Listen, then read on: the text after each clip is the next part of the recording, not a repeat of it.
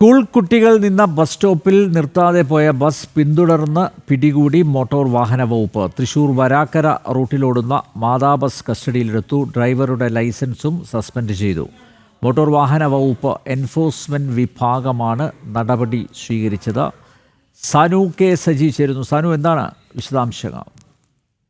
അനിൽ നമ്പ്യാർ, ഈ സ്വകാര്യ ബസ്സുകളുമായി ബന്ധപ്പെട്ട പരാതികൾ തൃശ്ശൂരിൽ അനുദിനം വർദ്ധിക്കുകയാണ്. ഇതിന്റെ ഭാഗമായിട്ട് സ്കൂൾ വിദ്യാർത്ഥികൾ സ്കൂൾ സമയത്തടക്കം ബസ് കാത്തു നിൽക്കുമ്പോൾ കൃത്യമായിട്ട് ബസ്സുകൾ നിർത്താറില്ലെന്ന പരാതി ഈ വിദ്യാർത്ഥികളുടെയും ഒപ്പം തന്നെ സ്കൂൾ അധികൃതരുടെയൊക്കെ ഭാഗത്ത് നിന്ന് ഉയർന്നു വന്നിരുന്നു.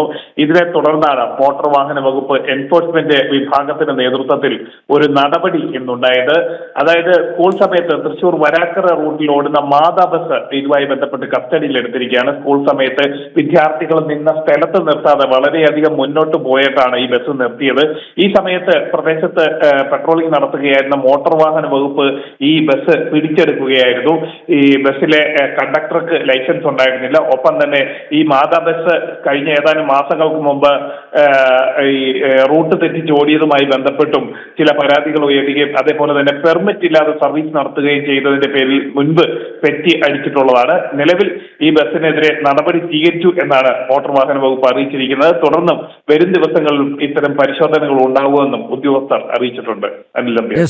സ്കൂൾ കുട്ടികൾ നിന്ന ബസ് സ്റ്റോപ്പിൽ നിർത്താതെ പോയ ബസ് പിന്തുടർന്ന് മോട്ടോർ വാഹന വകുപ്പ് പിടികൂടി. സാനു കെ സജീവാണ് വിശദമായ വിവരങ്ങൾ നൽകിയത്.